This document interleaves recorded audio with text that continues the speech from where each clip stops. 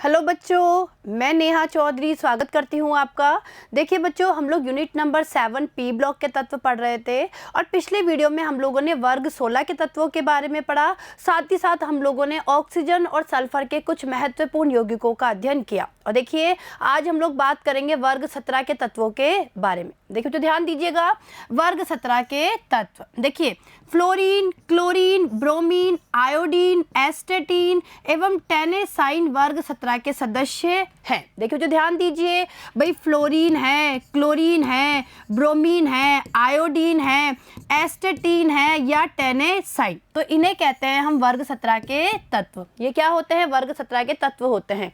देखिए ये तत्व संयुक्त रूप से हैलोजन कहलाते हैं। तो देखिए बच्चों, जो ये वर्ग 17 के जो तत्व होते हैं इन्हें संयुक्त रूप से हैलोजन कहा जाता है। और देखिए ध्यान दीजिए, ग्रीक भाषा में हैलो का अर्थ है लवण तथा जेनेस का अर्थ है उत्पन्न करना। देखिए तो ध्यान दीजिए कि जो ये हैलोजन शब्द है ये ग्रीक भाषा के दो शब्दों से मिलकर बना है, एक तो हैलो और दूसरा जेनेस, इनसे मिलकर बना है हैलोजन। और देखिए हैलो का अर्थ होता है लवण और जेनेस का अर्थ होता है उत्पन्न करना, अर्थात लवण पैदा करने वाले, यानी हैलोजन क्या होते हैं? जो लवण पैदा करते हैं। ठीक है, आगे देखिए, हैलोजन अति क्रियाशील अधातु तत्व है। देखिए हैलोजन क्या होते हैं? बहुत ही अधिक क्रियाशील अधातु तत्व होते हैं। क्लियर है यहाँ तक का? आगे देखिए, वर्ग 1 व 2 की तरह वर्ग 17 के तत्व भी आपस में बहुत अधिक समानता दर्शाते हैं।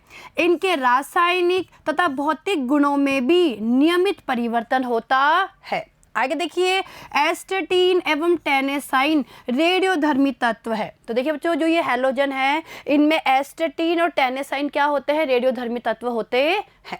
क्लियर है? आगे देखिए, उपलब्धता। अब हम इनकी उपलब्धता के बारे में बात करेंगे। देखिए, फ्लोरीन और क्लोरीन बहुलता से पाई जाती है, जबकि ब्रोमीन तथा आयोडीन कम मात्रा में। फ्लोरीन मुख्यतया एविले फ्लोराइडो जैसे फ्लोरस्पार, CaF2, क्रायोलाइट यानी Na3AlF6 तथा फ्लोर एपेटाइट यानी 3Ca3 और ब्रैकेट में क्या है? PO4 का होल ट्वाइस डॉट CaF2। ठीक है, और थोड़ी मात्रा में नदी जल, पादपों, जीवों की हड्डियों तथा दांतों में उपस्थित होती है। ठीक है, ये तो बात हुई फ्लोरीन की। आगे देखिए, समुद्री पानी में सोडियम, पोटेशियम, मैग्नीशियम तथा कैल्शियम के क्लोराइड, ब्रोमाइड तथा आयोडाइड उपस्थित होते हैं, लेकिन मुख्यतः यह सोडियम क्लोराइड विलयन होता है। और देखिए, द्रव्यमान रूप से हम लोग बात करें तो द्रव्यमान द्वारा 2.5%। ठीक है बच्चों, आगे देखिए, अब देखिए, शुष्क हुए समुद्री निक्षेपों में सोडियम क्लोराइड तथा कार्नेलाइट, देखिए कार्नेलाइट का सूत्र देखिए, KCl.MgCl2.6H2O जैसे यौगिक उपस्थित होते हैं। तो देखिए ध्यान दीजिए भाई, शुष्क हुए समुद्री निक्षेपों की हम लोग बात करें तो उसमें सोडियम क्लोराइड यानी NaCl के साथ साथ कार्नेलाइट, देखिए कार्नेलाइट है तो कार्नेलाइट जैसे यौगिक उपस्थित होते हैं। कुछ समुद्री जीवों के तंत्र में आयोडीन होती है।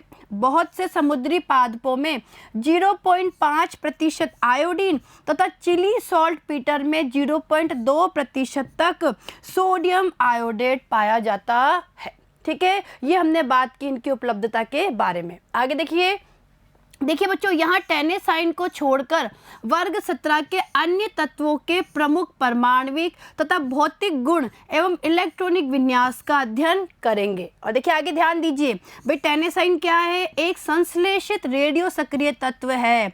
इसका संकेत TS, देखिए बच्चों टेनेसाइन में कैपिटल T स्मॉल s, ये इसका क्या है? संकेत है। परमाणु संख्या इसकी 117, परमाणविक द्रव्यमान देखिए 294 ग्राम मोल इनवर्स तथा इलेक्ट्रॉनिक विन्यास देखिए radon 5F14, 6D10, 7S2, 7P5 है। ठीक है, तो ये तो बात हो गई हमारे टेनेसाइन की। क्लियर है बच्चों? आगे देखिए, इसका केवल अल्प मात्रा में निर्माण तथा अल्प अर्धायु यानी 1 मिलीसेकंड, देखिए इसकी अर्धायु कितनी होती है? 1 मिलीसेकंड के कारण इसका रसायन ज्ञात नहीं है। कुछ परमाणविक, भौतिक तथा रासायनिक गुणों की प्रवृत्ति की व्याख्या आगे की गई है। तो देखिए बच्चों, अब हम हैलोजनों में टेनेसाइन को छोड़कर बाकी जो हैलोजन हैं उनके परमाणविक, भौतिक तथा रासायनिक गुणों के बारे में पढ़ेंगे। तो देखिए आगे देखिए, सबसे पहले हम बात करेंगे इलेक्ट्रॉनिक विन्यास के बारे में। देखिए, इन सभी तत्वों के बाह्यतम कोश में 7 इलेक्ट्रॉन होते हैं। देखिए बच्चों, जो हैलोजन है उनके बाह्यतम कोश में कितने इलेक्ट्रॉन होते हैं? 7 इलेक्ट्रॉन होते हैं। और देखिए इनका इलेक्ट्रॉनिक विन्यास होता है NS2Np5। देखिए हैलोजन का इलेक्ट्रॉनिक विन्यास होता है NS2Np5, यानी P में कितने होते हैं? 5 इलेक्ट्रॉन होते हैं। यानी अगर ये एक इलेक्ट्रॉन और ग्रहण कर ले तो इनका विन्यास कैसा हो जाता है? उत्कृष्ट गैस की जैसा इनका विन्यास हो जाता है। आगे देखिए, जो कि उससे अगली उत्कृष्ट गैस से 1 इलेक्ट्रॉन कम होता है। क्लियर है? तो देखिए बच्चों, इनके इलेक्ट्रॉनिक विन्यास को समझिए। देखिए बच्चों, हम एक एक को लेके चलेंगे। देखिए समझने की कोशिश कीजिएगा। देखिए बच्चों, यहाँ पे आपको ये दिए गए हैं हैलोजन, फ्लोरीन, क्लोरीन, ब्रोमीन, इसके बाद आयोडीन और एस्टेटीन। ठीक है, नीचे दिए गए हैं इनके परमाणु क्रमांक। देखिए यहाँ इनके परमाणु क्रमांक दिए गए हैं, यहाँ पे इनके इलेक्ट्रॉनिक विन्यास दिए गए हैं। तो देखिए बच्चों, हम एक एक के इलेक्ट्रॉनिक विन्यास को लेकर चर्चा करेंगे। तो देखिए बच्चों, ध्यान दीजिएगा। देखिए सबसे पहले ध्यान दीजिए, सबसे पहले हम बात करेंगे फ्लोरीन के बारे में। देखिए बच्चों, जो फ्लोरीन है उसका परमाणु क्रमांक 9 होता है और इलेक्ट्रॉनिक विन्यास देखिए हीलियम 2s2 2p5। देखिए इसका इलेक्ट्रॉनिक विन्यास क्या होता है? 2s2 2p5। ये हमारे इलेक्ट्रॉनिक विन्यास होता है किसका? फ्लोरीन का। इसके बाद हम क्लोरीन की बात करें, क्लोरीन 17 नंबर पे आता है, यानी इसका परमाणु क्रमांक कितना है? 17। और देखिए इसका इलेक्ट्रॉनिक विन्यास देखिए नियोन 3s2 3p5। ठीक है, तो देखा आपने बच्चों, P में कितने हैं? 5 है। आगे देखिए,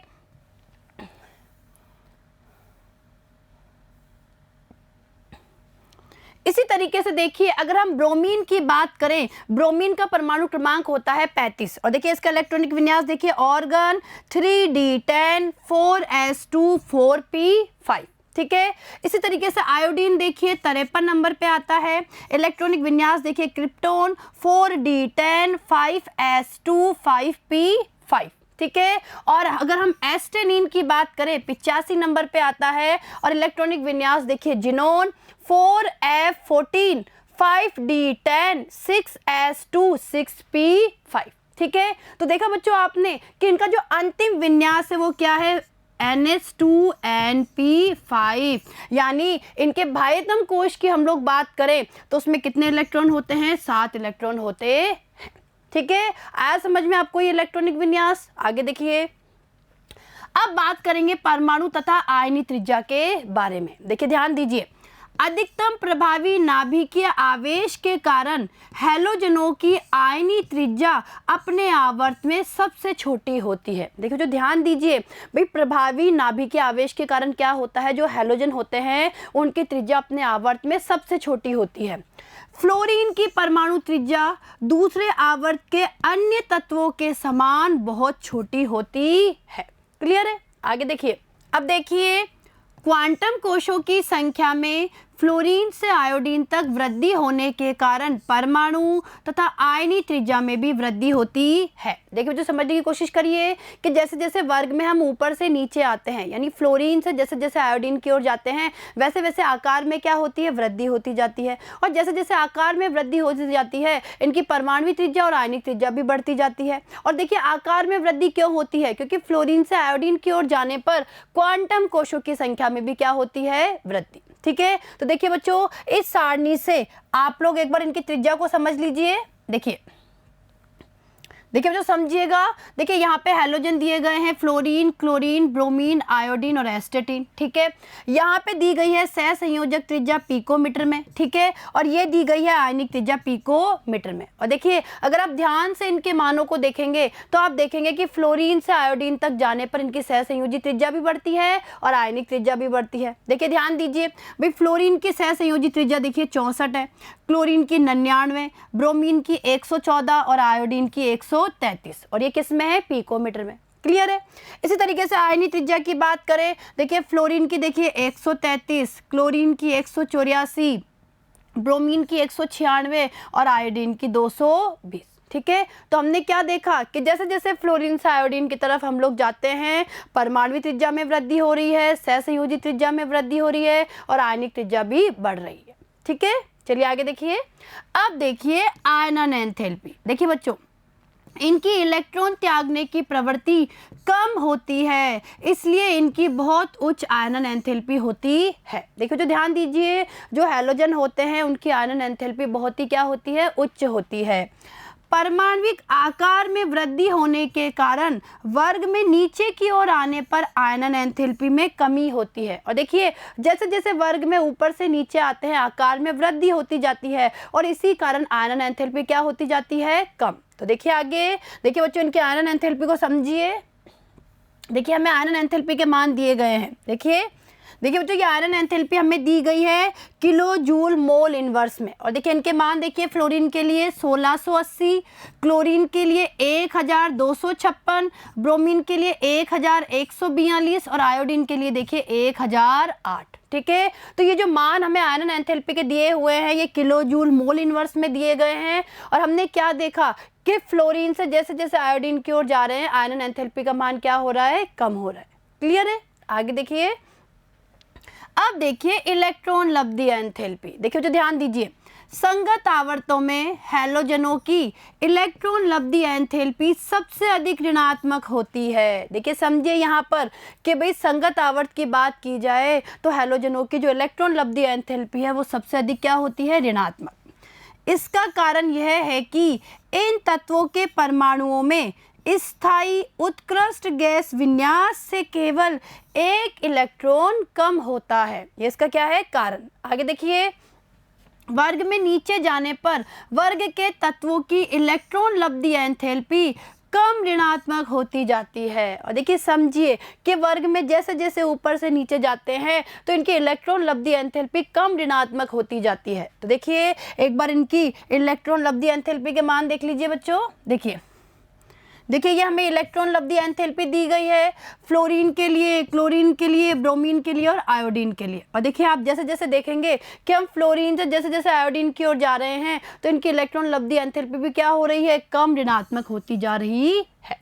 क्लियर है, आया समझ में। आगे देखिए, फ्लोरीन की ऋणात्मक इलेक्ट्रॉन लब्धि एंथैल्पी क्लोरीन की तुलना में कम होती है। देखिए समझिए बच्चों इस पॉइंट को कि जो फ्लोरीन है तो फ्लोरीन की ऋणात्मक इलेक्ट्रॉन लब्धि एंथैल्पी क्लोरीन की तुलना में कम होती है और ऐसा फ्लोरीन परमाणु के छोटे आकार के कारण होता है। देखिए जो ऐसा क्यों होता है, इसका कारण है फ्लोरीन का छोटा आकार। भाई फ्लोरीन में उसका छोटा आकार होता है जिससे क्या होता है, देखिए परिणाम स्वरूप फ्लोरीन के अपेक्षाकृत छोटे 2p कक्षकों में प्रबल अंतर इलेक्ट्रॉनिक प्रतिकर्षण होते हैं। देखिए बच्चों वापस समझिए, भाई जो फ्लोरीन परमाणु है उसका छोटा आकार होता है, छोटे आकार के कारण क्या होता है, परमाणु पास पास होते हैं, उनके कक्षकों में जो 2p कक्षक है उनमें क्या पाया जाता है, प्रबल अंतर इलेक्ट्रॉनिक प्रतिकर्षण पाया जाता है। अतः आने वाला इलेक्ट्रॉन ज्यादा आकर्षण अनुभव नहीं करता है। ठीक है, चलिए आगे देखिए। अब देखिए विद्युत ऋणात्मकता। देखिए बच्चों अब हम विद्युत ऋणात्मकता के बारे में अध्ययन करेंगे। देखिए इनकी विद्युत ऋणात्मकता बहुत उच्च होती है, वर्ग में नीचे की ओर विद्युत ऋणात्मकता में कमी होती जाती है। आवर्त सारणी में फ्लोरीन सबसे अधिक विद्युत ऋणात्मक तत्व है। देखिए जो ध्यान दीजिए कि जो हैलोजन होते हैं इनकी विद्युत ऋणात्मकता बहुत उच्च होती है, लेकिन जैसे जैसे हम नीचे जाते हैं, वर्ग में नीचे जाते हैं, विद्युत ऋणात्मकता का मान कम होता जाता है। और देखिए हमारी पूरी आवर्त सारणी में जो फ्लोरीन है वो सबसे अधिक विद्युत ऋणात्मक तत्व होता है। तो देखिए इनके विद्युत ऋणात्मकता के मान देखिए बच्चों, देखिए विद्युत ऋणात्मकता के मान दिए गए हैं। देखिए बच्चों विद्युत ऋणात्मकता, देखिए फ्लोरीन के लिए होता है 4, क्लोरीन के लिए 3.2, ब्रोमीन के लिए 3.0, आयोडीन के लिए 2.7 और एस्टेटीन के लिए 2.2। तो हमने क्या देखा कि जैसे जैसे फ्लोरीन से हम लोग आयोडीन होते हुए एस्टेटीन तक जा रहे हैं, क्या हो रही है, विद्युत ऋणात्मकता घट रही है, कम हो रही है। ठीक है, चलिए आगे देखिए। अब देखिए भौतिक गुण। तो देखिए बच्चों, अब हम इनके भौतिक गुणों के बारे में अध्ययन करेंगे। देखिए ध्यान दीजिए, फ्लोरीन तथा क्लोरीन गैस है, ब्रोमीन एक द्रव तथा आयोडीन एक ठोस है। तो देखिए समझिए यहाँ पे कि फ्लोरीन तथा क्लोरीन तो गैस होती है, ब्रोमीन द्रव और आयोडीन ठोस। बढ़ते हुए परमाणु क्रमांक के साथ इनके गलनांक तथा क्वथनांकों में नियमित रूप से वृद्धि होती है। तो देखिए इनके गलनांक और क्वथनांक देखिए बच्चों होता क्या है कि जैसे जैसे परमाणु क्रमांक में वृद्धि होती जाती है, इनके गलनांक और क्वथनांक में भी नियमित रूप से वृद्धि होती है। तो देखिए आप यहाँ पे गलनांक दिया हुआ है केल्विन में, क्वथनांक दिया हुआ है केल्विन में, और आप जैसे जैसे ध्यान से देखेंगे, जैसे जैसे हम फ्लोरीन से आयोडीन की तरफ जाते हैं तो गलनांक में भी नियमित रूप से क्या हो रही है, वृद्धि, या हम बोल सकते हैं क्रमिक रूप से वृद्धि हो रही है। और क्वथनांक की बात की जाए तो क्वथनांक में भी देखिए क्रमिक रूप से क्या हो रही है, वृद्धि हो रही है। क्लियर है? तो देखा आपने भाई क्या हो रहा है कि जैसे जैसे परमाणु क्रमांक में वृद्धि हो रही है, इनके गलनांक भी बढ़ रहे हैं, इनके क्वथनांक भी बढ़ रहे हैं। और देखिए एक बार इनके मान देख लीजिए। फ्लोरीन के लिए देखिए सबसे पहले गलनांक देखिए 54.4 केल्विन, क्लोरीन के लिए देखिए 172.0 केल्विन में है, ब्रोमीन के लिए देखिए 265.8, आयोडीन के लिए देखिए 386.8, ठीक है, केल्विन में है। इसी तरीके से क्वथनांक की बात करें फ्लोरीन के लिए 84.9, क्लोरीन के लिए देखिए 239, ब्रोमीन के लिए देखिए 332.5 और आयोडीन के लिए देखिए 458.2। ठीक है, आया समझ में ये आपको? चलिए आगे देखिए।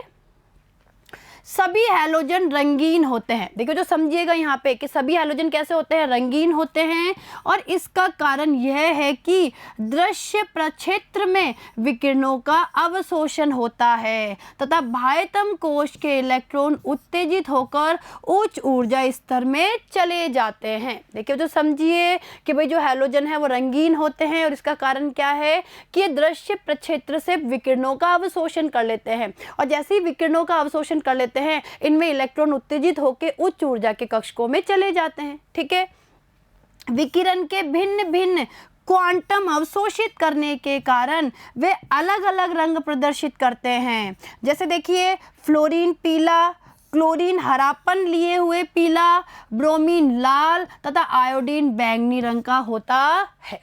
क्लियर है? फ्लोरीन तथा क्लोरीन जल से अभिक्रिया करती है। देखिए जो समझिए यहाँ पे कि फ्लोरीन और क्लोरीन तो जल से अभिक्रिया करती है, ब्रोमीन तथा आयोडीन जल में अल्प विलय है, परंतु बहुत से कार्बनिक विलायकों जैसे कि chloroform, carbon tetrachloride, carbon disulphide, hydrocarbon में विलय है तथा रंगीन विलयन बनाती है। ठीक है, चलिए आगे देखिए। Cl2 की तुलना में फ्लोरीन यानी F2 की वियोजन एंथैल्पी का मान कम है। देखिए समझिए यहाँ पर कि भाई Cl2 और F2 यानी फ्लोरीन, इनकी वियोजन एंथैल्पी की तुलना करें तो Cl2 की तुलना में फ्लोरीन यानी F2 की वियोजन एंथैल्पी का मान क्या है, कम है, यानी कम होता है। जबकि क्लोरीन के बाद जो हैलोजन आबंध वियोजन एंथैल्पी है, उनके मानों में आपेक्षित प्रवृत्ति पाई जाती है। तो देखिए बच्चों, बंध वियोजन एंथैल्पी का क्रम निम्न होता है। देखिए बच्चों ये क्रम आपको पता होना चाहिए कि बंध वियोजन एंथैल्पी का क्रम क्या होता है। तो देखिए सबसे ज़्यादा बंध वियोजन एंथैल्पी होती है Cl बंध की, ठीक है, उससे कम ब्रोमीन बंध की, उसके बाद फ्लोरीन बंध की, और सबसे कम आयोडीन बंध की। तो ये क्रम किसका हो गया, बंध वियोजन एंथैल्पी का क्रम हो गया। ठीक है, तो देखा आपने कि सबसे ज़्यादा जो हमारी बंध वियोजन एंथैल्पी है वो किसकी है, Cl बंध की, और सबसे कम है I बंध की। ठीक है, चलिए आगे देखिए। इसका कारण देखिए, जो समझने की कोशिश करिए भाई ऐसा क्यों होता है। भाई Cl2 की तुलना में जो F2 की वियोजन एंथैल्पी है वो कम होती है, इसका कारण क्या है। तो देखिए इसका कारण F2 के एकांकी युगलों के मध्य इलेक्ट्रॉन प्रतिकर्षण का सापेक्षतः अधिक होना है, जो कि क्लोरीन की तुलना में एक दूसरे के अधिक पास होते हैं। देखिए इसका कारण क्या है बच्चों, समझिए कि हमने पढ़ा है कि फ्लोरीन का आकार छोटा होता है। जब फ्लोरीन परमाणु का आकार छोटा होता है तो F2 में क्या होते हैं, आकार छोटे होने के कारण इनके जो एकांकी इलेक्ट्रॉन युग्म है वो भी पास होंगे, जिससे उनके मध्य क्या होता है, इलेक्ट्रॉन प्रतिकर्षण होता है। ठीक है, जबकि क्लोरीन में ऐसा नहीं होता, क्योंकि क्लोरीन में जो एकांकी इलेक्ट्रॉन युग्म है वो थोड़े दूर होते हैं। ठीक है, ये बात समझ में आई आपको? आगे देखिए, अब देखिए ऑक्सीकरण अवस्थाएं तथा रासायनिक क्रियाशीलता की प्रवृत्ति। तो देखिए बच्चों, अब हम ऑक्सीकरण अवस्थाओं के बारे में और इनकी रासायनिक अभिक्रियाशीलता के बारे में पढ़ेंगे। देखिए ध्यान दीजिए, सभी हैलोजन -1 ऑक्सीकरण अवस्था प्रदर्शित करती है। क्लोरीन, ब्रोमीन तथा आयोडीन +1, +3, +5 तथा +7 ऑक्सीकरण अवस्थाएं भी प्रदर्शित करती है। तो देखिए बच्चों, समझिए यहाँ पर कि जितनी भी हैलोजन है वो -1 ऑक्सीकरण अवस्था तो प्रदर्शित करती है। ठीक है, साथ ही साथ फ्लोरीन को छोड़कर, समझिए फ्लोरीन को छोड़कर क्लोरीन, ब्रोमीन तथा आयोडीन ये +1, +3, +5 और +7 ऑक्सीकरण अवस्थाएं भी प्रदर्शित करती है। और इसका कारण होता है, देखिए बच्चों, जो फ्लोरीन है उसमें डी कक्षक नहीं पाए जाते हैं, जबकि क्लोरीन, ब्रोमीन, आयोडीन इनमें क्या होते हैं, डी कक्षक पाए जाते हैं, जिससे यहाँ पे क्या होता है, संयोजकता का विस्तार हो जाता है। ठीक है, आगे देखिए, देखिए बच्चों यहाँ समझने की कोशिश करिए। देखिए समझिए यहाँ पे कि किस तरीके से ये इन ऑक्सीकरण अवस्थाओं को प्रदर्शित करते हैं। देखिए बच्चों समझिएगा, देखिए बच्चों यहाँ पे है हैलोजन परमाणु। देखिए ये क्या है, हैलोजन परमाणु है, और जो हैलोजन परमाणु है उसकी मूल अवस्था है, ग्राउंड अवस्था है, और जो हैलोजन परमाणु है वो फ्लोरीन को छोड़कर, यानी फ्लोरीन के अलावा जो हैलोजन परमाणु है उनकी बात हो रही है। तो देखिए इनका इलेक्ट्रॉनिक विन्यास देखिए, NS, ये NP और ये ND। तो देखिए NS, ये NS कक्षक है, और हमें विन्यास पता है, विन्यास होता है NS2 NP5। ठीक है भाई, हमने पढ़ा है ना कि जो हैलोजन होते हैं उनका अंतिम इलेक्ट्रॉनिक विन्यास होता है NS2 NP5। तो देखिए इसमें S में देखिए 2 है, 2 इलेक्ट्रॉन है, और P में देखिए 1 2 3 4 5 है। ठीक है, ये बात हो गई मूल अवस्था की, यानी ग्राउंड अवस्था की। ठीक है, और इस परिस्थिति में समझने की कोशिश करिए कि इस परिस्थिति में एक अयुग्लित इलेक्ट्रॉन, देखिए एक यहाँ पे क्या है, अयुग्लित इलेक्ट्रॉन है, तो एक अयुग्लित इलेक्ट्रॉन -1 या +1 ऑक्सीकरण अवस्था का हमें क्या देता है, स्पष्टीकरण देता है। यानी इससे हमें पता लगता है कि या तो ये -1 दिखाएंगे या +1 ऑक्सीकरण अवस्था दिखाएंगे। लेकिन देखिए बच्चों, जो हैलोजन होते हैं वो ज़्यादातर -1 ऑक्सीकरण अवस्था प्रदर्शित करते हैं, और -1 ऑक्सीकरण अवस्था प्रदर्शित करने के कारण जो इनका विन्यास है वो उत्कृष्ट गैस विन्यास हो जाता है। ठीक है, अब आगे देखिए, अगर हम अब प्रथम उत्तेजित अवस्था के बारे में बात करें, देखिए ये प्रथम उत्तेजित अवस्था है, प्रथम उत्तेजित अवस्था के बारे में हम लोग बात करें तो क्या होगा, यहाँ से एक इलेक्ट्रॉन, देखिए समझिए यहाँ से P में से एक इलेक्ट्रॉन उत्तेजित होकर ये D में आ गया। भाई D में देखिए D यहाँ पे खाली है, मूल अवस्था में D खाली है, लेकिन अगर प्रथम उत्तेजित अवस्था की बात करें तो एक इलेक्ट्रॉन उत्तेजित होकर D में आ गया D में। इसी तरीके से द्वितीय उत्तेजित अवस्था की बात करें तो ये एक और इलेक्ट्रॉन, ये जो एक इलेक्ट्रॉन और है वो दोबारा उत्तेजित होकर D में आ गया। और तृतीय उत्तेजित अवस्था की बात करें तो देखिए बच्चों, एक इलेक्ट्रॉन, यहाँ से एक इलेक्ट्रॉन और उत्तेजित होकर किस में आ गया, D में। यानी क्या हुआ, धीरे धीरे एक एक इलेक्ट्रॉनों का यहाँ पे उत्तेजन हो गया। और अब देखिए समझने की कोशिश करिए, सबसे पहले प्रथम उत्तेजित अवस्था को देखिए। देखिए इसमें 3 अयुग्लित इलेक्ट्रॉन, देखिए 3 अयुग्लित इलेक्ट्रॉन है, 1 2 3। तो देखिए 3 अयुग्लित इलेक्ट्रॉन +3 ऑक्सीकरण अवस्था का स्पष्टीकरण देते हैं। इसी तरीके से देखिए अगला, देखिए द्वितीय उत्तेजित अवस्था, देखिए इसमें 1 2 3 4 5 अयुग्लित इलेक्ट्रॉन है। तो देखिए 5 अयुग्लित इलेक्ट्रॉन +5 ऑक्सीकरण अवस्था का स्पष्टीकरण देते हैं। और इसी तरीके से देखिए तृतीय ऑक्सीकरण अवस्था की बात करें तो 1 2 3 4 5 6 7 अयुग्लित इलेक्ट्रॉन है। तो देखिए 7 अयुग्लित इलेक्ट्रॉन +7 ऑक्सीकरण अवस्था का स्पष्टीकरण देते हैं। ठीक है, तो इससे आपको समझ में आया होगा कि किस तरीके से ये -1 +3 +5 और +7 ऑक्सीकरण अवस्था प्रदर्शित करते हैं। क्लियर है? चलिए आगे देखिए। अब देखिए क्लोरीन, ब्रोमीन तथा आयोडीन की उच्च ऑक्सीकरण अवस्थाएं मुख्यतः तब प्राप्त होती है जब हैलोजन छोटे तथा उच्च विद्युत ऋणात्मक वाले फ्लोरीन तथा ऑक्सीजन परमाणुओं के साथ क्या करते हैं, संयोग करते हैं। जैसे देखिए अंतरा हैलोजनों में, ऑक्साइडों तथा ऑक्सो अम्लों में +4 व +6 ऑक्सीकरण अवस्थाएं क्लोरीन तथा ब्रोमीन के ऑक्साइडों तथा ऑक्सो अम्लों में पाई जाती है।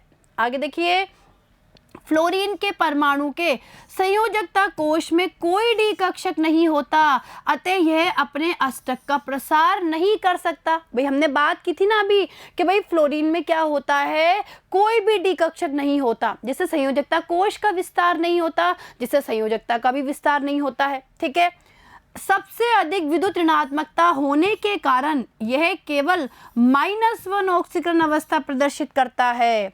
सभी हैलोजन अति क्रियाशील होते हैं। ये धातु तथा अधातुओं के साथ अभिक्रिया करके क्या बनाते हैं, हैलाइड बनाते हैं। देखिए समझे यहाँ पर कि हैलोजन अति क्रियाशील होते हैं और धातु और अधातुओं के साथ अभिक्रिया करके क्या बनाते हैं, ये हैलाइड। ठीक है, चलिए आगे देखिए।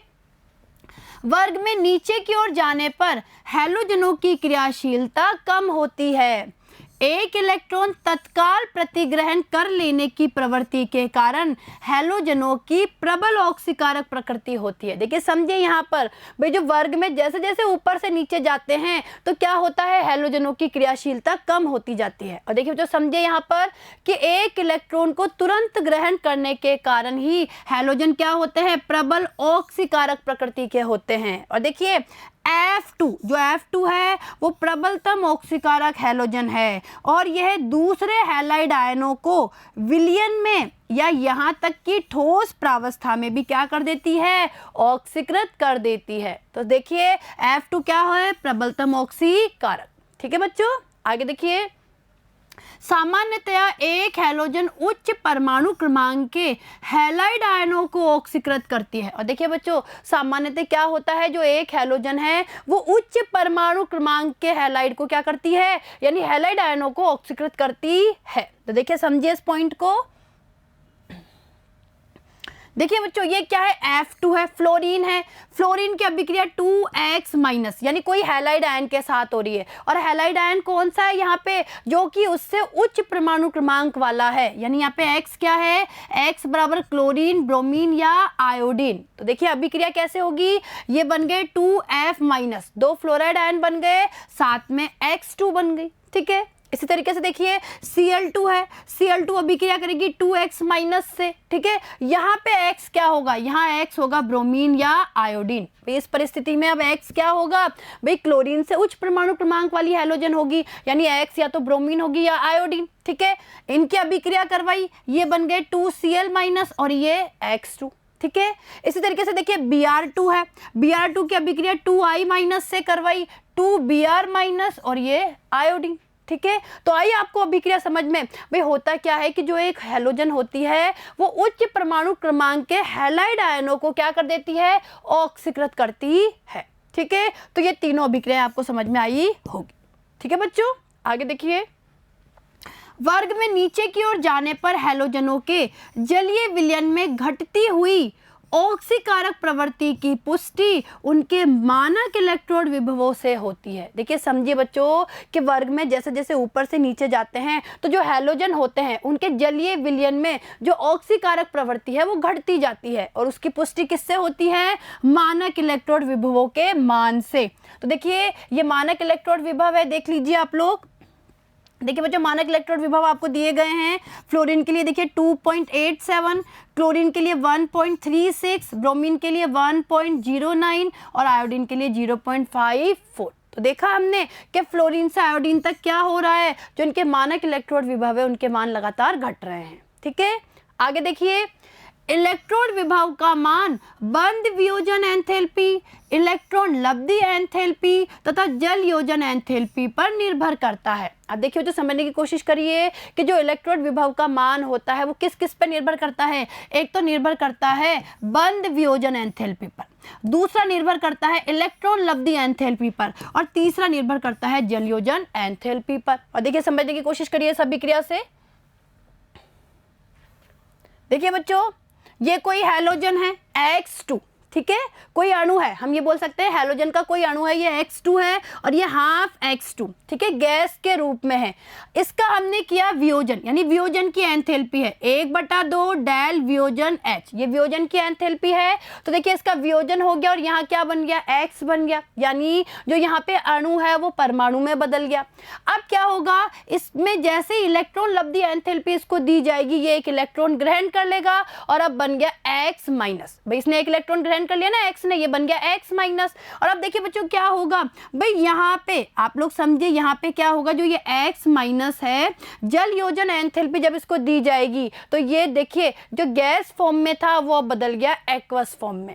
वापस देखिए बच्चों क्या हुआ, ये कोई हैलोजन का अणु है, ठीक है, हाफ X2, ठीक है, हैलोजन का अणु है जिसको हाफ डेल वियोजन एंथैल्पी दी गई है। तो ये जो अणु है ये सबसे पहले किस में बदल गया, परमाणु में बदल गया, गैसीय अवस्था में। देखिए ये भी गैसीय अवस्था में है, ये परमाणु गैसीय अवस्था में है। और जब इसे इलेक्ट्रॉन लब्धि एंथैल्पी दी गई, इसने एक इलेक्ट्रॉन ग्रहण कर लिया, ये बदल गया X माइनस में, हैलाइड आयन में बदल गया जो गैसीय अवस्था में है। और जब इसे जल योजन एंथैल्पी दी गई तो देखिए ये X माइनस एक्वस रूप में चेंज हो गया। तो देखिए बच्चों किस तरीके से इनके इलेक्ट्रोड विभव का मान हम लोग ज्ञात कर सकते हैं। तो देखिए बच्चों जो इलेक्ट्रोड विभव होता है, समझिए इलेक्ट्रोड विभव इन तीनों पे कैसे निर्भर करता है। देखिए बच्चों इलेक्ट्रोड विभव बराबर होता है, देखिए समझिए यहाँ पे इलेक्ट्रोड विभव बराबर जो हमारी इलेक्ट्रॉन लब्धि एंथैल्पी है, देखिए समझिए यहाँ पे इलेक्ट्रॉन लब्धि एंथैल्पी और जो जल योजन एंथैल्पी है उनको हम क्या कर देंगे, जोड़ देंगे। भाई इलेक्ट्रॉन लब्धि एंथैल्पी और जो हमारी जल योजन एंथैल्पी है उसको जोड़ देंगे और उसमें से हम माइनस कर देंगे ये जो हमारी 1/2 डेल वियोजन एंथैल्पी। देखिए जो हमारी वियोजन की एंथैल्पी है उसको हम क्या कर देंगे, इसमें से घटा देंगे। वापस समझिए बच्चों, इन दोनों को जोड़कर इलेक्ट्रॉन लब्धि एंथैल्पी और जल योजन एंथैल्पी को जोड़कर इनका जो मान आया उसमें से अगर हम इस वियोजन एंथैल्पी को 1/2 डेल वियोजन एंथैल्पी को घटा देते हैं तो हमें क्या प्राप्त होता है, इलेक्ट्रोड विभव का मान प्राप्त होता है। ठीक है, तो हमने क्या देखा कि जो इलेक्ट्रोड विभव है वो इन तीनों के ऊपर निर्भर करता है, बंद वियोजन एंथैल्पी पर, इलेक्ट्रॉन लब्धि एंथैल्पी पर और जल योजन एंथैल्पी पर। ठीक है, चलिए आगे देखिए। हैलोजनों की तुलनात्मक ऑक्सीकारक सामर्थ्य को उनकी जल के साथ अभिक्रिया से और अधिक समझा जा सकता है। अब देखिए बच्चों जो हैलोजनों की तुलनात्मक ऑक्सीकारक क्षमता है या जो सामर्थ्य है उनको जल के साथ अभिक्रिया से समझा जा सकता है। और देखिए समझने की कोशिश करिए, फ्लोरीन जल को ऑक्सीजन में ऑक्सीकृत कर देती है। समझिए बच्चों एक एक पॉइंट को कि जो फ्लोरीन है वो क्या करती है, जल को ऑक्सीजन में ऑक्सीकृत कर देती है, जबकि क्लोरीन तथा ब्रोमीन जल के साथ अभिक्रिया करके संगत हाइड्रोहेलिक और हाइपोहेलस अम्ल बनाती है। देखिए समझिए यहाँ पर कि फ्लोरीन तो जल को ऑक्सीजन में ऑक्सीकृत कर देती है, लेकिन क्लोरीन और ब्रोमीन जल के साथ अभिक्रिया करके या तो हाइड्रोहेलिक या हाइपोहेलस क्या बनाएगी, अम्ल बनाएगी। आगे देखिए, आयोडीन की जल के साथ अभिक्रिया अस्वतः प्रवर्तित है। ठीक है, आगे देखिए, वास्तव में, अब देखिए वास्तव में होता क्या है, वास्तव में I माइनस यानी जो आयोडाइड आयन होते हैं वो अम्लीय माध्यम में ऑक्सीजन द्वारा ऑक्सीकृत किया जा सकता है। यानी जो आयोडाइड आयन है वो अम्लीय माध्यम में ऑक्सीजन द्वारा ऑक्सीकृत किए जा सकते हैं, जो कि फ्लोरीन द्वारा प्रदर्शित अभिक्रिया का ठीक विपरीत है। यानी जो ये अभिक्रिया होती है, ये जो फ्लोरीन की अभिक्रिया है, फ्लोरीन की जल के साथ अभिक्रिया है, उसकी ठीक विपरीत होती है। तो देखिए बच्चों समझिए यहाँ पर, देखिए अभिक्रिया को समझिए। देखिए बच्चों ये क्या है, फ्लोरीन है, ठीक है, F2 2F2, जो F2 है वो 2 है। ठीक है, इसकी अभिक्रिया जल के साथ हुई, जल के दो अणु के साथ हुई, क्या बना, एक तो H+ 4F- और O2। ठीक है, इसका निर्माण हो गया, हमने पढ़ा ना अभी कि जल को O2 में ऑक्सीकृत कर देती है फ्लोरीन। आगे देखिए, इसी तरीके से X2 की बात करें, X2 का मतलब है जहाँ पे HCl या Br, यानी हम यहाँ पे क्लोरीन और ब्रोमीन की यानी Cl2 और Br2 की बात करें तो देखिए इसकी जल से अभिक्रिया होगी तो HX और HOX का निर्माण हो गया। ये भी हमने पढ़ा है कि या तो हाइड्रोहेलिक अम्ल बनता है या हाइपोहेलस अम्ल बनता है, पढ़ा ना हमने। अरे भाई अभी हमने क्या पढ़ा कि भाई क्लोरीन और ब्रोमीन या तो हाइड्रोहेलिक या हाइपोहेलस अम्ल बनाती है। तो देखिए या तो कोई हाइड्रोहेलिक अम्ल बनेगा या हाइपोहेलस अम्ल बनेगा। और इसी तरीके से आयोडाइड आयन की बात करें, I- आयन की बात करें, तो देखिए जो आयोडाइड आयन है वो अम्लीय माध्यम में ऑक्सीजन के साथ अभिक्रिया करती है, जिससे आयोडीन I2 और जल का क्या होता है, निर्माण होता है। और देखिए जो इस अभिक्रिया को अगर आप ध्यान से देखेंगे तो इस अभिक्रिया की जस्ट क्या है, अपोजिट है, विपरीत है। भाई ये जो अभिक्रिया है ठीक इस अभिक्रिया की क्या है, उल्टी अभिक्रिया है, ठीक है, यानी विपरीत अभिक्रिया है। क्लियर है, आया समझ में? आगे देखिए, अब देखिए फ्लोरीन का असामान्य व्यवहार। तो देखिए बच्चों अब हम लोग फ्लोरीन के असामान्य व्यवहार के बारे में बात करेंगे। देखिए ध्यान दीजिए, पी ब्लॉक में द्वितीय आवर्त में उपस्थित अन्य तत्वों की भांति फ्लोरीन भी कई गुणों में असामान्य है। उदाहरण के लिए आयनन एंथैल्पी, विद्युत ऋणात्मकता तथा विद्युत विभव, यह सभी फ्लोरीन के लिए अन्य हैलोजनों की प्रवृत्तियों के आधार पर अपेक्षित मानों से उच्च होते हैं। आगे देखिए, इसके अतिरिक्त आयनी तथा सह संयोजी त्रिज्या, गलनांक, क्वथनांक, आबंध वियोजन एंथैल्पी तथा इलेक्ट्रॉन लब्धि एंथैल्पी अपेक्षित मानों से भी बहुत कम होते हैं। ठीक है, क्लोरीन का असामान्य व्यवहार इसके छोटे आकार, उच्च विद्युत ऋणात्मकता, निम्न फ्लोरीन फ्लोरीन बंध वियोजन एंथैल्पी तथा संयोजकता कोश में कक्षकों की अनुपलब्धता के कारण होता है। तो देखिए बच्चों समझिए, अगर ये प्रश्न पूछा जाए कि फ्लोरीन का असामान्य व्यवहार क्यों होता है, इसका कारण क्या है, इसका छोटा आकार, उच्च विद्युत ऋणात्मकता, निम्न फ्लोरीन फ्लोरीन बंध वियोजन एंथैल्पी और संयोजकता कोश में कक्षकों की अनुपलब्धता। क्लियर है? आगे देखिए, फ्लोरीन की अधिकांश अभिक्रियाएं ऊष्माक्षेपी होती है और देखिए इसका मुख्य कारण है दूसरे तत्वों के साथ इसके छोटे तथा प्रबल आबंधों का बनना। ठीक है, यह केवल एक ऑक्सो अम्ल बनाती है जबकि दूसरे हैलोजन कई ऑक्सो अम्ल बनाते हैं। देखिए समझिए कि जो हैलोजन है वो केवल एक ही ऑक्सो अम्ल बनाती है। ठीक है, आगे देखिए, हाइड्रोजन फ्लोराइड प्रबल हाइड्रोजन आबंधों के कारण एक द्रव है और क्वथनांक कितना होता है, 293 केल्विन। आगे देखिए, हाइड्रोजन बंध का कारण फ्लोरीन का छोटा आकार तथा अधिक विद्युत ऋणात्मकता है। दूसरे हाइड्रोजन हैलाइड जिनका आकार बड़ा है तथा विद्युत ऋणात्मकता कम है, गैसें हैं। देखिए जो समझिए यहाँ पे कि जो HF होता है, HF का मतलब है हाइड्रोजन फ्लोराइड। तो देखिए बच्चों हाइड्रोजन फ्लोराइड में क्या होता है, प्रबल हाइड्रोजन बंध पाया जाता है। देखिए समझिए यहाँ पर भैया HF का एक अणु है, ये दूसरा अणु है, इसी तरीके से मान लीजिए ये HF का तीसरा अणु है। तो देखिए बच्चों इसमें क्या होता है, HF के एक अणु के फ्लोरीन और दूसरे अणु के हाइड्रोजन के बीच में ये क्या पाया जाता है, हाइड्रोजन बंध। ठीक है, इसी तरीके से देखिए HF के इस दूसरे अणु और इस तीसरे अणु में देखिए इसके फ्लोरीन और इसके हाइड्रोजन के बीच में क्या पाया जाता है, हाइड्रोजन बंध।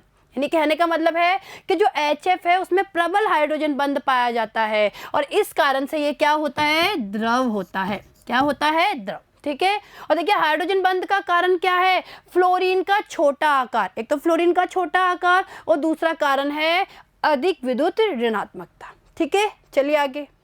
अब देखिए हाइड्रोजन के प्रति अभिक्रियाशीलता। तो देखिए बच्चों अब हम लोग इन हैलोजन की हाइड्रोजन के प्रति अभिक्रियाशीलता के बारे में बात करेंगे। देखिए ये सभी हाइड्रोजन के साथ अभिक्रिया कर हाइड्रोजन हैलाइड बनाती है। देखिए समझे यहाँ पर जितनी भी हैलोजन है हाइड्रोजन के साथ अभिक्रिया करके हाइड्रोजन हैलाइड बनाती है, परंतु फ्लोरीन से आयोडीन तक हाइड्रोजन के प्रति बंधुता में क्या आती जाती है, कमी। आगे देखिए, हाइड्रोजन हैलाइड जल में विलय होकर हाइड्रोहेलिक अम्ल बनाते हैं। समझिए कितना अच्छा पॉइंट है कि जो हाइड्रोजन हैलाइड होते हैं, देखिए बच्चों हाइड्रोजन हैलाइड को हम इस तरीके से प्रदर्शित कर सकते हैं और X क्या होती है, कोई भी हैलोजन। तो जो हाइड्रोजन हैलाइड होते हैं ना वो जल में विलय होकर क्या बनाते हैं, हाइड्रोहेलिक अम्ल बनाते हैं।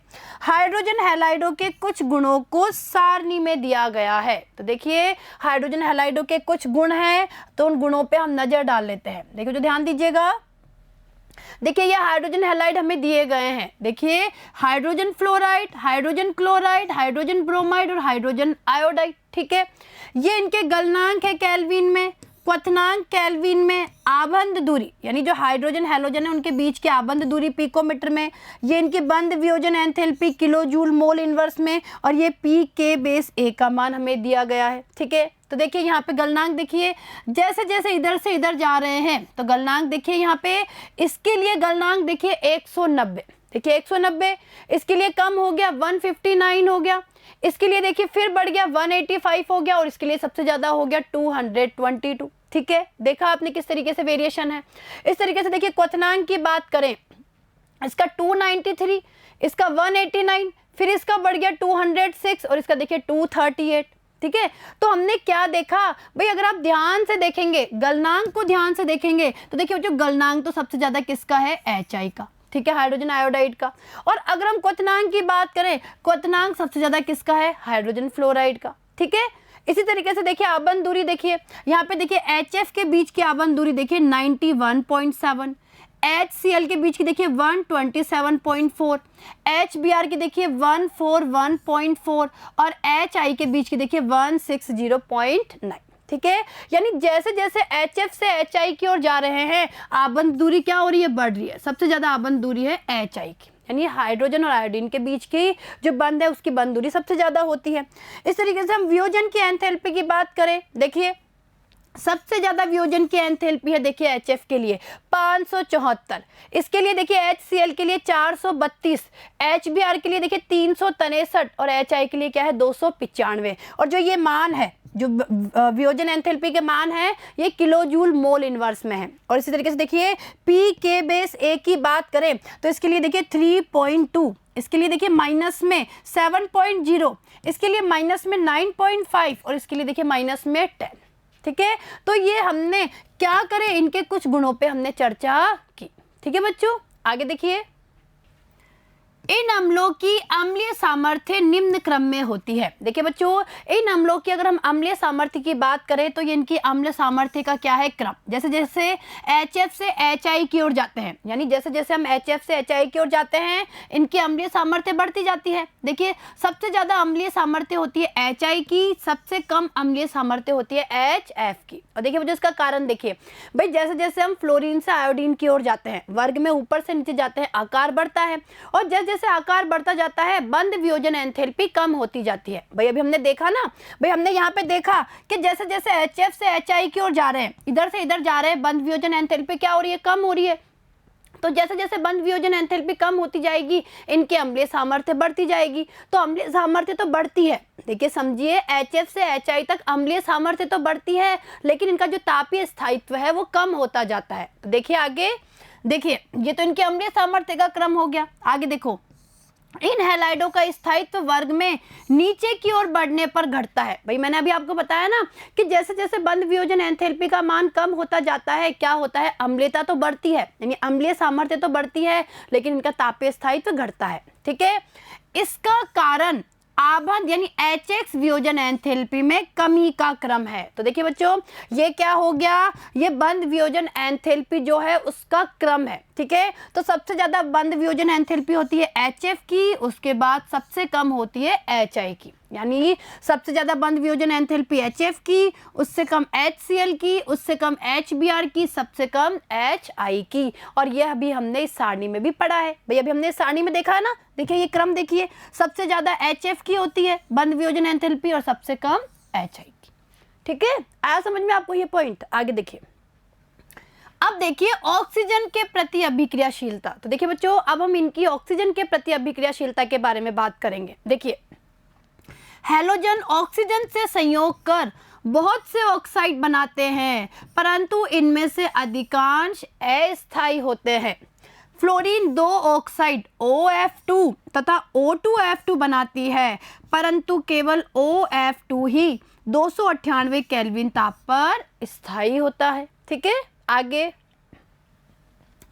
ये ऑक्साइड आवश्यक रूप से ऑक्सीजन फ्लोराइड है, क्योंकि फ्लोरीन की विद्युत ऋणात्मकता ऑक्सीजन से अधिक है। देखिए समझिए बच्चों कि जो ये ऑक्साइड है, भाई हमने ऑक्साइड देखा ना OF2 और O2F2, तो ये ऑक्साइड आवश्यक रूप से क्या होंगे, ऑक्सीजन फ्लोराइड होंगे। और कारण क्या है, क्योंकि फ्लोरीन की विद्युत ऋणात्मकता ऑक्सीजन से अधिक है।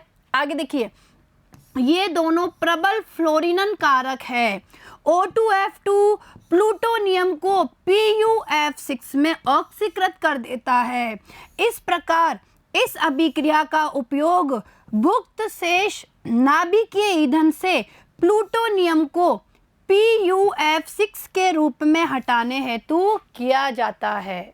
आगे देखिए, क्लोरीन, ब्रोमीन तथा आयोडीन भी ऑक्साइड बनाती है, जिनमें इन हैलोजनों की ऑक्सीकरण संख्या +1 से +7 तक होती है।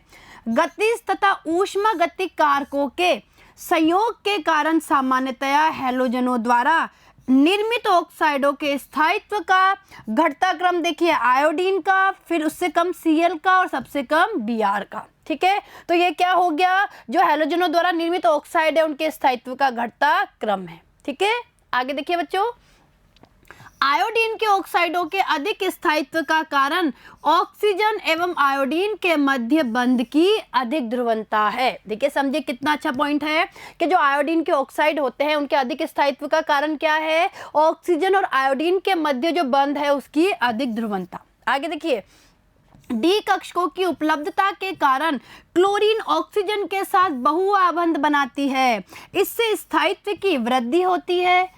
ब्रोमीन में दोनों गुणों का अभाव होता है, अतः इसके ऑक्साइड क्या होते हैं, सबसे कम स्थायी होते हैं। आगे देखिए बच्चों, हैलोजनों के उच्चतर ऑक्साइडों की प्रवृत्ति निम्नतर ऑक्साइड्स की अपेक्षा अधिक स्थायी होने की होती है।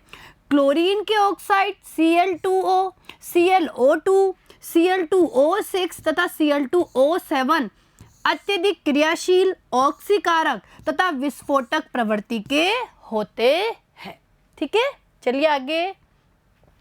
ClO2 का उपयोग कागज की लुगदी तथा वस्त्रों के विरंजीकरण और पीने के पानी के शुद्धिकरण में किया जाता है।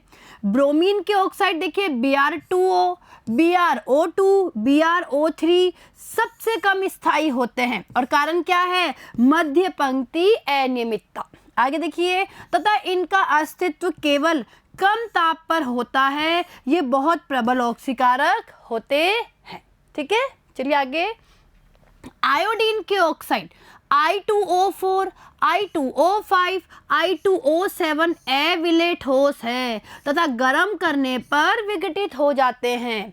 I2O5 बहुत अच्छा ऑक्सीकारक है तथा इसका उपयोग कार्बन मोनोऑक्साइड के आकलन में होता है। देखिए जो समझे यहाँ से कि जो I2O5 है बहुत ही अच्छा ऑक्सीकारक है और इसका उपयोग कहाँ होता है, कार्बन मोनोऑक्साइड के आकलन में इसका उपयोग किया जाता है। ठीक है, चलिए आगे। अब देखिए धातुओं के प्रति अभिक्रियाशीलता। देखिए हैलोजन धातु के साथ अभिक्रिया करके धातु हैलाइड बनाते हैं। उदाहरणार्थ देखिए ब्रोमीन मैग्नीशियम के साथ अभिक्रिया करके मैग्नीशियम ब्रोमाइड देता है। देखिए अभिक्रिया देखिए बच्चों मैग्नीशियम की, जो मैग्नीशियम है Mg वो Br2 से अभिक्रिया करेगा, ये बन गया MgBr2। आगे देखिए हैलाइड के आयनिक गुण इस क्रम में कम होते हैं। तो देखिए MF के बाद MCl यानी MF से कम, उससे कम MBr और उससे कम Mi। तो देखिए ये किसका क्रम है, आयनिक गुण के। यानी जो हैलाइड होते हैं धातुओं के साथ जो ये हैलोजन अभिक्रिया करके हैलाइड बनाते हैं उनकी बात हो रही है कि उनके जो आयनिक गुण होते हैं वो MF से Mi तक क्या होते जाते हैं, कम होते जाते हैं। जहाँ M क्या है, एक संयोजी धातु। देखिए यहाँ पे जो M है वो एक संयोजी धातु है। ठीक है, आगे देखिए यदि धातु एक से अधिक ऑक्सीकरण अवस्थाएं प्रदर्शित करती है तो उच्च ऑक्सीकरण अवस्था वाले हैलाइड निम्न ऑक्सीकरण अवस्था वाले हैलाइडों से अधिक क्या होते हैं, सहसंयोजक। आगे देखिए बच्चों उदाहरण के लिए देखिए SnCl2, PbCl2, SbCl3 तथा UF4 की अपेक्षा क्रमशः SnCl4, PbCl4, SbCl5 तथा UF6 अधिक सहसंयोजक होते हैं। ठीक है, चलिए आगे। अन्य हैलोजनों के प्रति हैलोजन की अभिक्रियाशीलता। देखिए बच्चों अब हम अन्य हैलोजनों के प्रति हैलोजन की क्रियाशीलता के बारे में बात करेंगे। देखिए हैलोजन अन्य हैलोजनों के साथ संयोग कर बहुत से यौगिक बनाते हैं जो अंतरा हैलोजन यौगिक कहलाते हैं। देखिए बच्चों, जो हैलोजन होते हैं ना, वो अन्य हैलोजनों के साथ अभिक्रिया कर लेते हैं और क्या बनाते हैं, अंतरा हैलोजन यौगिक। देखिए जिनके प्रकार देखिए x x dash, x x dash 3, x x dash 5 तथा एक्स एक्स डैश 7, ये इसके क्या हो गए, प्रकार। देखिए जो समझे यहाँ पे x x dash, x x dash 3, x x dash 5, x x dash 7, ठीक है। तो ये क्या बनते हैं, अंतरा हैलोजन यौगिक बनते हैं। और यहाँ पे देखिए अगर x की बात की जाए, देखिए बच्चों जहाँ x क्या है, बड़े आकार का हैलोजन, यानी अगर x की बात की जाए, x तो है बड़े आकार का हैलोजन, और x डैश की बात की जाए वो क्या है, छोटे आकार का हैलोजन। तो देखिए यहाँ पे x तो क्या होते हैं, बड़े आकार के हैलोजन, और x डैश होते हैं छोटे आकार के हैलोजन। और देखिए बच्चों इन अंतरा हैलोजन यौगिकों के बारे में हम आगे आने वाले वीडियो में बहुत अच्छे से पढ़ेंगे, ठीक है। तो देखिए बच्चों आज हम लोगों ने वर्ग 17 के तत्वों के बारे में पढ़ा, उनके हम लोगों ने परमाणविक गुण, रासायनिक गुण और भौतिक गुणों का हम लोगों ने अध्ययन किया। आप इनकी अच्छे से प्रैक्टिस करिए, ठीक है। अब जो आगे आने वाले वीडियो में हम बचे हुए टॉपिक्स का अध्ययन करेंगे, ठीक है। धन्यवाद।